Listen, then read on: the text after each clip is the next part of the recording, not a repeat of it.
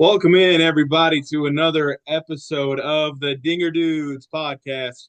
I'm Stephen Lambert. I am joined by the main man Jackson Bowles and our special guest for this episode, Michael Miller.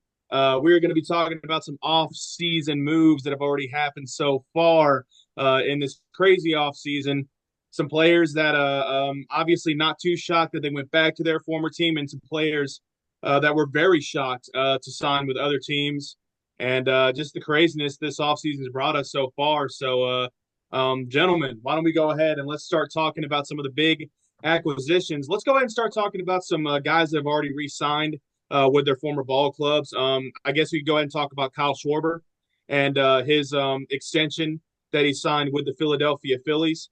I thought Kyle Schwarber was a good fit for teams like the Yankees. I thought the Dodgers were going to make a play for him, but no, Schwarber is staying with the Phillies, and it looks like the Phillies are going to be able to keep kind of that core group that they have, and they're about to make another run at these playoffs, which a lot of people thought that they weren't going to be able to keep them. Jackson, what do you think? I want to talk about the Kyle Schwarber contract. I mean, everybody's saying he's being overpaid just due to his position as a DH, but everybody talks about signing these guys who average 30 plus homers a year. Kyle Schwarber is a guy who averages 40 plus homers a year. Especially during his tenure with Philadelphia. I mean, second in the MVP voting for the National League this past year. I think it was a fitting contract. I'm glad he went back to the Phillies because, I saw a lot of speculation that he was going to go to Cincinnati. And being a Cardinals fan, I did not want that at all. Or, maybe a possible return to Chicago as well. Good thing that didn't happen. Do I think the contract is fitting? Yes. For Kyle Schwarber and a guy of his caliber, I like the signing personally for Philadelphia. Michael? Yeah, I mean, kind of like what Steven was talking about. A lot of people thought that he wasn't going to re-sign with Philadelphia, and like you said, I heard a lot about the Reds and that connection. I thought that was going to happen, especially his post-game interview after they lost in LA. He kind of seemed like that was his last game as a Philly. Unfortunately, it's not. We're going to have to deal with him even longer. And like Steven said, it looks like they're going to be able to keep that core together. We'll see what happens with JT Realmuto later on. That's kind of something I'm interested to see rest of free agency, but. It's a good sign. It makes sense. I didn't really understand why the Phillies wouldn't try to go after him. You have a guarantee, like you said, guaranteed 40 home runs a year. And the way that he's so flexible, you can put him at the top of the lineup with the way their lineup's structured, and that gives a really, unique threat they have that other teams don't. So it makes a lot of sense for Philadelphia, but obviously as a Braves fan, I'm not excited about it. I mean, I want to ask about this next player that, went from an NL East team to an AL East team. Slugger, Pete Alonso signed a 5-year deal over in Baltimore. Honestly, I personally love that. Orioles were lacking a, cleanup hitter that can hit, who can go for yard. I mean, Bryant Mountcastle hasn't been the same player since 2021. Pete Alonso had a great statistical year, in my opinion, his best year, because he was consistent not just from the power aspect, but the batting average aspect, hitting a smooth 272. Honestly, I love the move for Baltimore. They needed a good power bat at that cleanup spot. So great move for Baltimore, Stephen.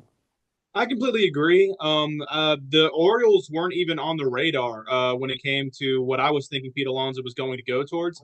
Like you said, the two teams that are always like, it doesn't matter which player it is. Two teams that always I feel like are going to make runs at big free agent acquisitions are the Yankees and Dodgers. I thought Pete Alonso with the Yankees would have been nuts. I mean, the Dodgers obviously might have made a play for him. I think, kind of just as a just shot in the dark, I was like, hey, maybe the Braves are also thinking about getting a power bat, getting a DH like Pete Alonso on that offense. But I mean, Pete Alonso with the Orioles getting a much needed DH in that spot. Obviously, Pete Alonso with the year that he's just had, that's a big pickup for the Orioles and a big power bat that they need. And honestly, I love the fit more than anything because I love that Pete Alonso. We're not going to have to deal with him in the National League East anymore. We're not going to have to play him consistently because as much as I can talk crap about Pete Alonso, that man when he was on against the Braves, and he killed us. So I'm glad we're not going to have to see him as much in a Mets uniform. Yeah, I mean, it makes a lot of sense. I love it for the Orioles, like what Jackson was saying. They obviously need to clean up bat in that lineup, but also too, they're just such a young team still. Like when they had that 100 win season in 2023, I thought they were going to get eliminated in the first round like they did in that division series because of the inexperience, and they did. And you could see just they weren't ready for the moment. In 24, they were more experienced, but they still came up short in that. I think having that leadership in there is going to help them. And also, Pete Alonso with some postseason experience now after the Mets made that deep run last year.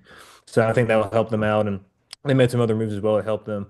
For the Mets perspective, though, I can't believe Steve Cohen let him go, to be honest. The way they throw money around, I cannot believe they were not willing to come out way before last year and have an extension ready for him and have him stay because he loved New York. He liked playing there. He expressed that multiple times. And the Mets just and now you lose Brandon Nimmo too. Obviously, you bring in Marcus Semien, but I feel like they lost that trade personally. So it's kind of an interesting offseason so far for the Mets. I mean, sticking on the topic with the Mets, they also lost their top closer, Edwin Diaz to the Los Angeles Dodgers on a 3-year deal over there. In my opinion, the best reliever, in the free agent market at the time. I mean, sending him over to the Los Angeles Dodgers, absolutely detrimental to that Mets bullpen. I mean, they've lost what? Pete Alonso, they lost Brandon Nimmo, they lost Edwin Diaz. And honestly, it couldn't have been a worse destination than the Los Angeles Dodgers. The Los Angeles Dodgers don't need anything else. But great move for the Los Angeles Dodgers. Steven, I know you're excited because Edwin Diaz tortures the Braves every single year. Uh, you It know, doesn't matter. It's like, dude, I would Edwin Diaz. I would rather that man stay on the Mets than go to the Dodgers. Listen, it's just the fact that they don't need anybody else. The Dodgers are already the best team in baseball. They have the best offense, the best bullpen, the best rotation. It's wild that they just added to a bullpen that's already fantastic and elite with an elite closer like Edwin Diaz. It's just how many more people are you going to add to it? There's still the Japanese phenom that's on free agency that everybody believes that the Dodgers are going to sign him as well. It's mind-boggling to me that the Dodgers are still able to sign all these big players with all big contracts that they have. It it is so frustrating because it's like you said, Jackson. They do not need him, and the fact that you just added him along with that elite bullpen that they already have, and just the team that the Dodgers are, it's I don't see a team or just anybody being able to knock them off the top of the mountain. At least not with where they are right now, unless injuries kill them. Unless they just, like if something happens along the middle of the season, the Dodgers just seem like they're going to be on top of baseball for years and years to come. Michael. You know, yeah, the positive, right, is that he's no longer with the Mets. But like Steven was saying, I felt like the last couple years of the Dodgers bullpen, you really couldn't make a wrong decision. Like I feel like whatever button Dave Roberts pressed, like that's understandable in whatever situation is. And now you just add debatably the best closer in baseball into that bullpen now too, and everything else they have. Yeah, I've always been against the salary cap idea. I always felt that like, and really this is true. Every team can spend as much as they want to. Just a lot of owners choose not to pour the same money and others do. But now, like, it's just to the point where I feel like we have to address it. And I feel like we're just inching closer and closer to a lockout with the more this keeps happening because, baseball's a funny game. The Dodgers had a loaded lineup last year and they still ended up as the third seed in the NL. So there's two teams with better records than them. So it's still, baseball's an interesting game. But, like kind of what Steven was alluding to, I don't see how if you're in a 5 game or 7 game series, 3 game, maybe you can swing something. 5 game or 7 game series, I don't know how you beat that team with everything they have in their pitching staff. I don't know how you can find a way to win 4 out of 7 games against that team. It's absolutely abysmal that the Dodgers still have the same 1 through 9, retaining from last year and adding a bullpen arm like Edwin Diaz again, something that they don't need, but acquired. It's the icing on the cake for me. Honestly, Dodgers probably going to go for a three-peat in 2026. I mean, that's just my personal prediction. But I want to stick, on the topic of the NL East, and I want to go to your Atlanta Braves, Michael and Steven Lambert. You guys signed Robert Suarez to a 3-year deal. You have the correlation with Raisel Iglesias. You bring him back too, and you have Robert Suarez, and you signed Ha-Sung Kim. Fixing your shortstop. A lot of people thought, maybe a Bo Bichette, but you got Ha-Sung Kim coming back to Atlanta. Steven, your thoughts? I can almost guarantee you, as far as that Bo Bichette thing, that Alex Anthopoulos did inquire about Bo Bichette, and it was just too much money. I mean, Bo Bichette's probably looking for a 4-year, 5-year deal. He wants to be somewhere for long term. I don't think that's going to happen for him. I think he's going to probably sign something with the Blue Jays, or they're going to keep him around. I just do not see Bo Bichette getting like a long-term deal anywhere unless it's with like a non-compete, a team. But on the topic of the who we've signed, Alex Anthopoulos, he gets a round of applause for me. That is a great signing. I did not think we were going to get Robert Suarez. I know that we were inquiring about him, but usually when I see those reports, it always just ends up going like, sure, yeah, we're talking to him. Not going to happen.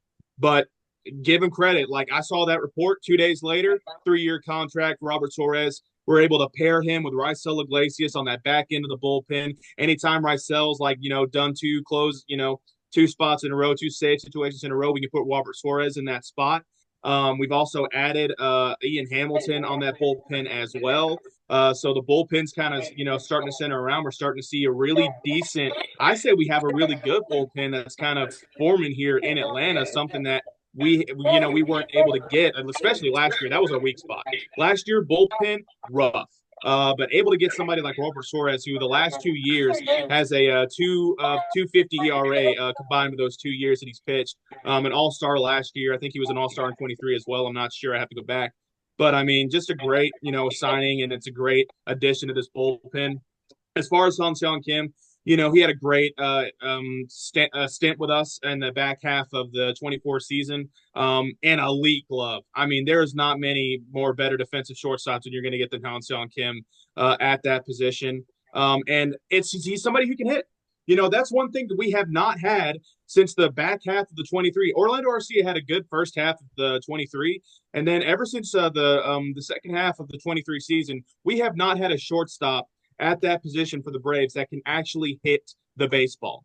And having Han Song Kim is somebody who, yes, he's elite with a glove, but he also has some pop with his bat. Somebody that can hit for 250, can get those base hits, can get on base for the guys that are behind him. And it just really, it really centers our lineup and who we have. Like we have guys 1 through 9 that now I'm good putting Han Song Kim in the back half of that lineup because he's somebody that can get on base and it's somebody that can add some offense to a position where we haven't gotten a lot of production. I mean, we had Nick Allen, and Nick Allen's not hitting for any pop. Han Seong Kim's going to be somebody that can actually get like maybe 10, 12, 13 home runs in a season, and that's kind of what we need. I mean, we have enough pop in that lineup to where we can just have Han Seong Kim just be on base. So I love the signing. I love the fact that we were able to get him for what was it, 3 years? That was just Yeah. one. Wait. That was just one.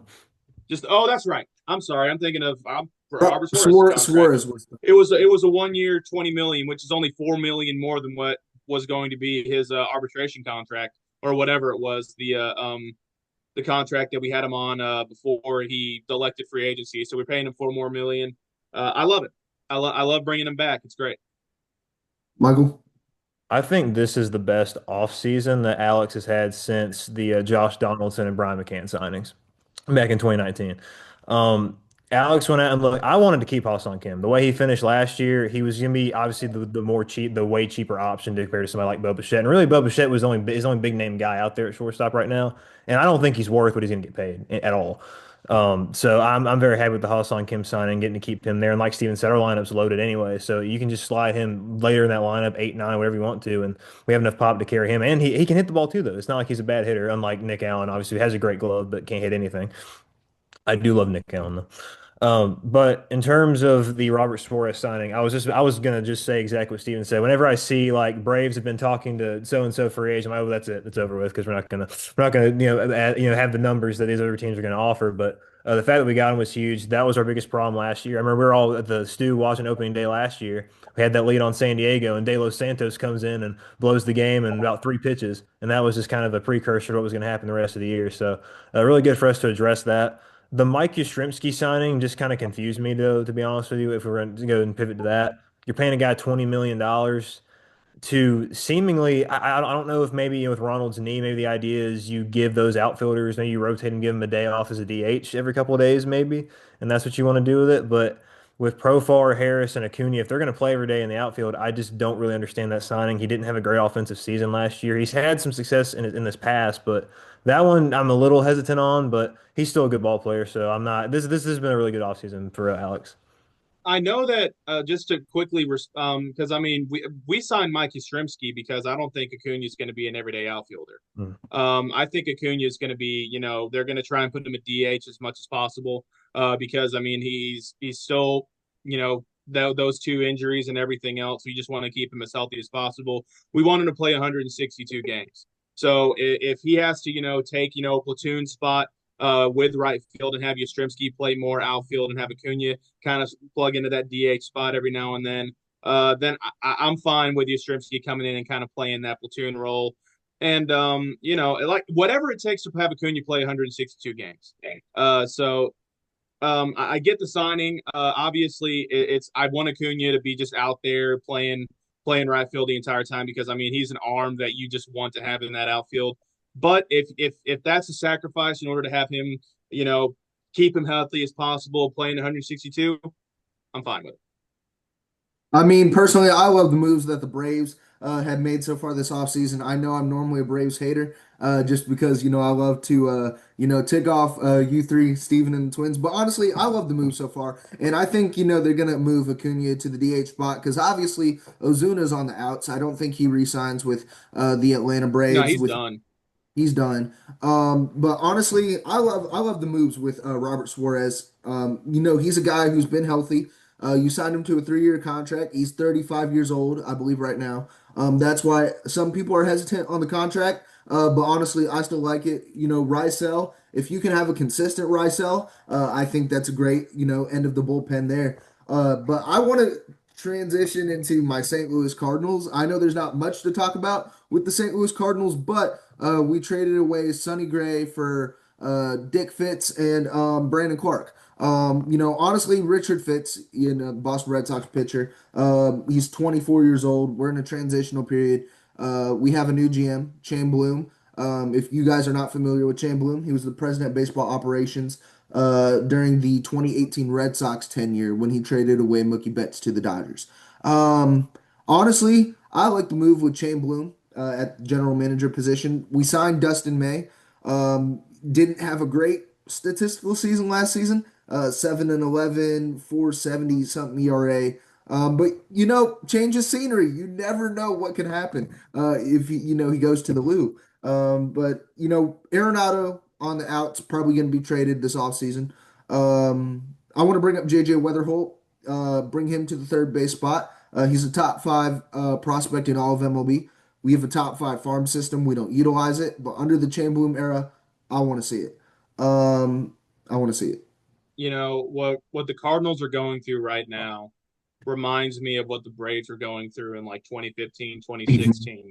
Um, Having a top five farm system is fantastic for you guys, going 2 years down the road. I feel like obviously you're going to have to go through these types of seasons to where you're going to have to start bringing up these guys.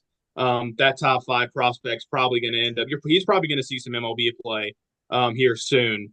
You don't want to rush those guys, obviously. But I mean, you're going to start seeing pieces come through one in after the other, and you're going to see the Cardinals be on top of the division again, probably within the next 2 years. That's Mhm. just kind of what happens with these farm systems. Uh, like I said, man, the Cardinals are obviously in 26. They're not going to look to compete. They're just looking. It's a transition period for them. Uh, Bringing in some guys that maybe they can see turn around. Dustin May and everything, and they might bring in some veteran pieces here and there to fill out that rotation, like they have been. But I mean, the Cardinals. That's just kind of where they are right now. They're in that transitional period until maybe they can start calling up those guys and seeing where their organization is within 2 years. And who knows, it might turn into a championship for him. Did for us, like in 2016 when we were as crap as you could possibly be. We just started calling up one guy after another, guys that you never heard of before: Swanson, Ozzie, Acuna. You start calling up those guys, and then I don't know, maybe a miracle trade deadline happens as well, and you might win a ring. Sometimes it happens. I don't know, but yeah, the Cardinals.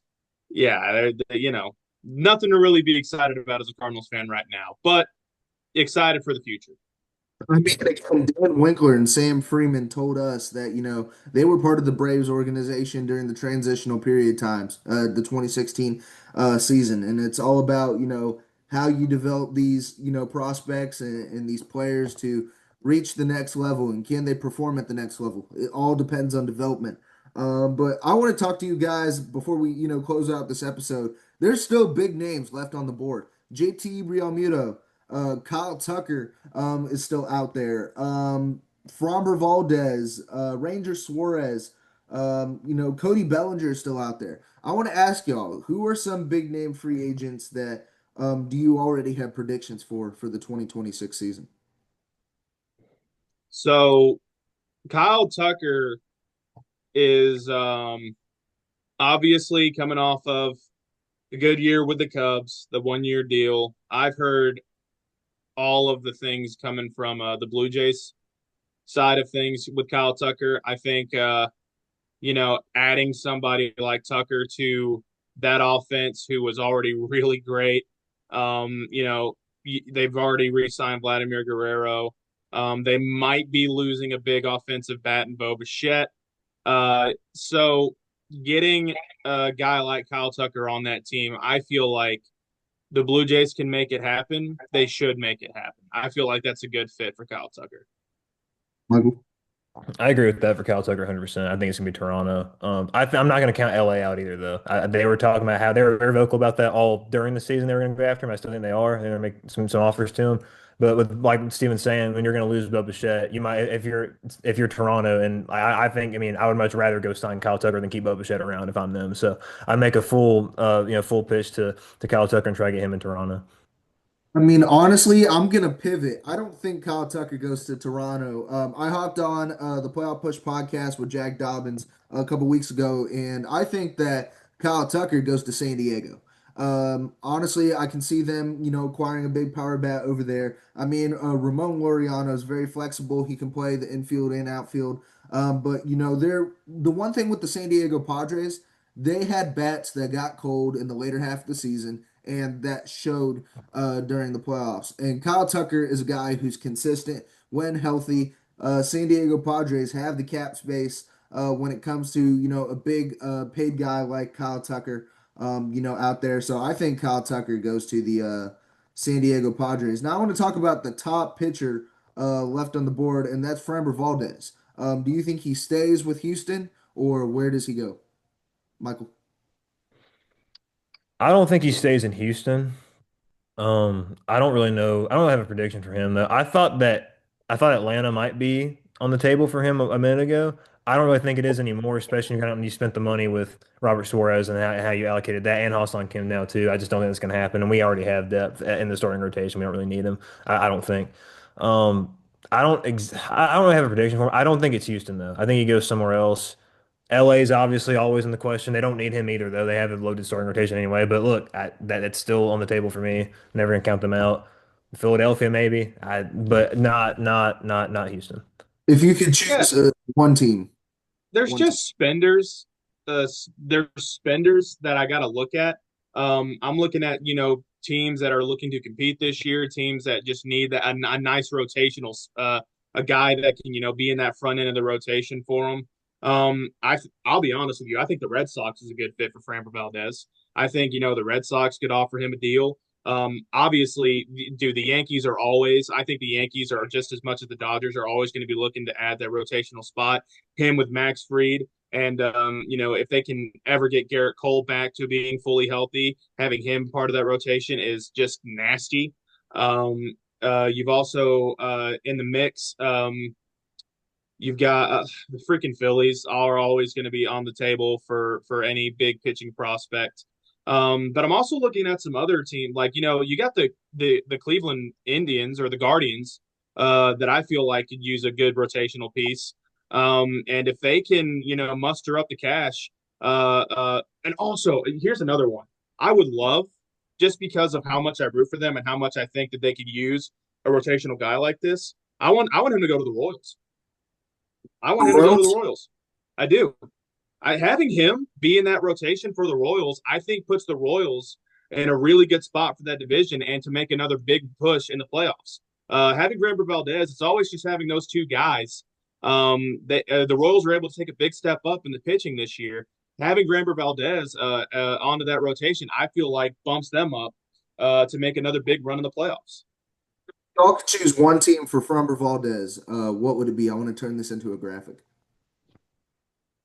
I'm gonna steal Stevens first. I'm gonna go New York. I think that makes a lot of sense. I think it's the Yankees. The Yankees, Steven? I'll jump. Let's go Royals. Royals. I'm gonna throw in a wild card, a team that was not thrown in so far, and I'm gonna stay in division. I'm gonna go the Texas Rangers. Honestly, the Texas Rangers need one more pitcher, to push them over the edge because I mean they have the batting lineup. They have Wyatt Langford, they have Evan Carter, they have Corey Seager. I mean, guys from 1 to 9. But they need a healthy rotation. Um, they have Jacob DeGrom. They have Jacob DeGrom out there, Nathan Eovaldi. I mean, they have young guys in the rotation like Jack Leiter who can maybe turn it around. But they need one pitcher. And Skip Schumacher knows how to bring in some pitchers. With the acquisitions he made in Miami. So Framber Valdez, I would not mind seeing out there. Final one, I want to make a prediction for. Let's go with. Ooh, it's tied between these two guys. But let's go. Let's go Cody Bellinger. Let's go Cody Bellinger.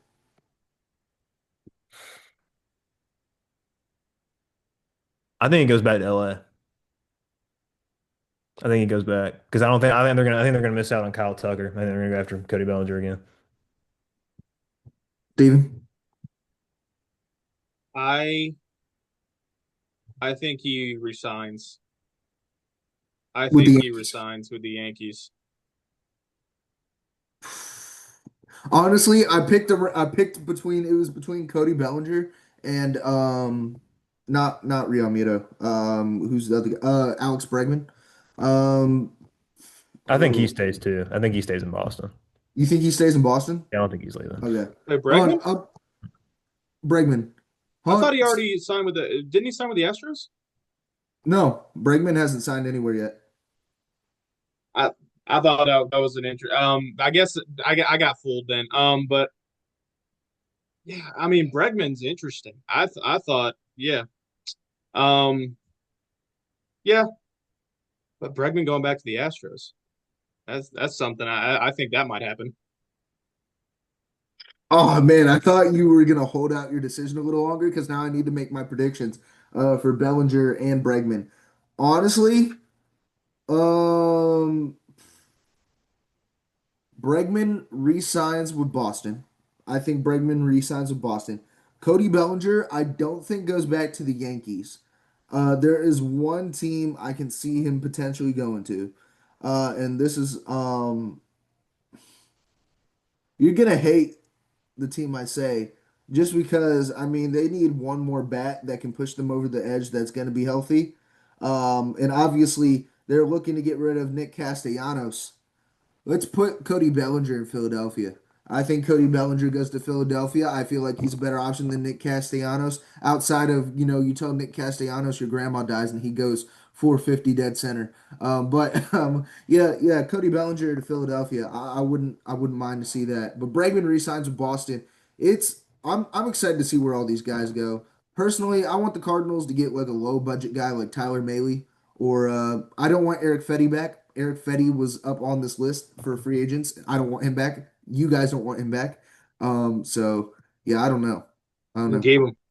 But Um, I don't know. Bregman might, I resign. I'm also, if the Cubs lose out on Tucker, I think the Cubs going after Bregman's going to be a big option for him as well. I mean, I'd love to see that too. One final thing for the question for the two of you guys. I mean, Christmas is coming up.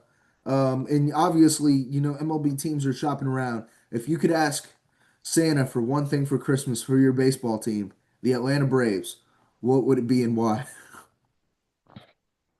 Well, a World Series ring is one thing I'd ask for, but um, if there's just one more piece, Yeah. like if there's just one more free agent piece, I'd like another rotation guy. Zach Gallen's out there. Yeah, if you're able to sign either Framber Valdez or Zach Gallen to a 1 year deal and not like, a 4 year whatever deal, if you can convince them to be the back end rotation piece, which to be honest, not dying for one because we have a we have a good rotation even if we don't add to it. We've got four guys that are solid there, but I mean Zach Gallen would be great. If you can get him on for like a 1 year, 20 something $1 million deal, sure, I'll throw that out there. Michael, a realistic wish list pitcher or player? A realistic player. Probably a Framber would be my only one left, really. I don't think we need anything else. Just and you can never have too many pitchers, so I wouldn't mind doing that. But one thing I would say, if Liberty Media would sell the Braves to somebody with a lot of money, that'd be really nice. So we could actually go out and spend. I want to spend like the Dodgers a little bit. I think we could. We just choose not to. So give me somebody like Steve Cohen who just throws money at people. That'd be fun. I mean, personally, for Sometimes it me, works, sometimes it doesn't. If you're with the Mets, Steve Cohen does throw money, but it never turns into a championship. It's true. yeah, that's true. I mean, we see it with Juan Soto. Well, I But mean, if you just, I'm sorry, that's probably something I shouldn't say, but it's just like if you're the Dodgers, just go after all the phenoms over in Japan, and yeah, you get Yamamoto, you get Otani, you get the best player in the world, and you get Sasaki, and they might get the other phenom that's a free agent. As can y'all remind me of his name? What's his name again? The pitcher. um, is he the pitcher? Yeah, the Uh, pitcher that's Tats on, I can't Tatsuya remember. Imai. Tatsuya Imai. We forgot to talk about Munetaka Morikami, who signed with the White Sox. Great move for the White Sox. Probably the biggest move they've had in 10 years.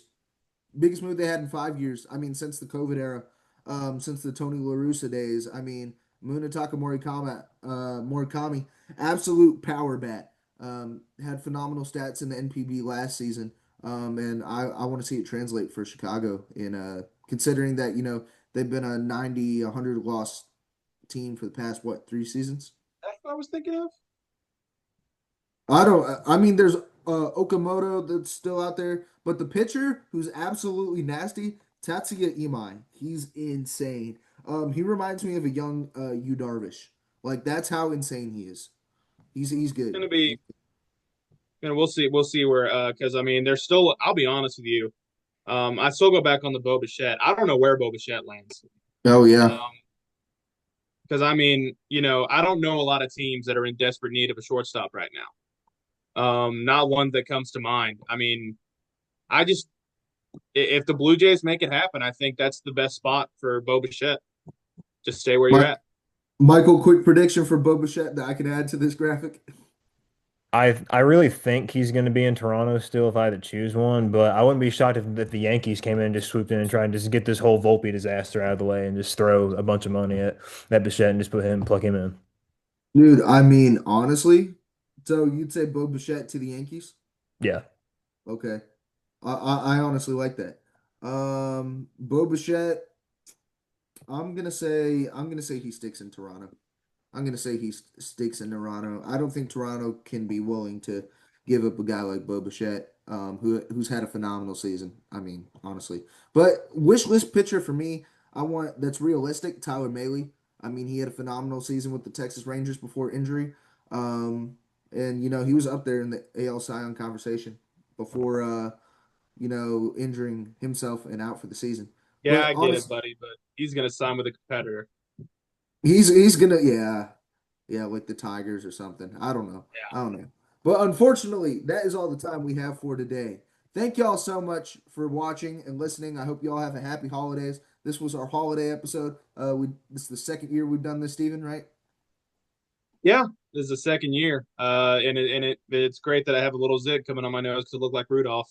But it's festive for the holidays. Yeah, man. It's nice to like have a stress free, podcast and everything. Now that the off seasons and everything. But yeah, we'll do probably some more episodes coming up here in the future. Lives are busy. People going to college. Got people Yeah. got work. But yeah, we'll try and do some more off season as the free agent signings kind of wrap up around like February and everything. So Man. Michael, thank you so much for taking time out of your day to join, man. And in place of the Twins, who are in outer space right now. So I appreciate it. I mean, I freaking love baseball, and I don't get to talk about it a whole lot with a lot of people. So I love coming on here and I try to fill the shoes of Andrew and Chase Jefferson. I don't think I can do that. I don't think You anybody do can, better. You do but better. I try. But anyways, that's all the time we have. Thank y'all so much for watching. Stay tuned. Like, subscribe, follow on all socials.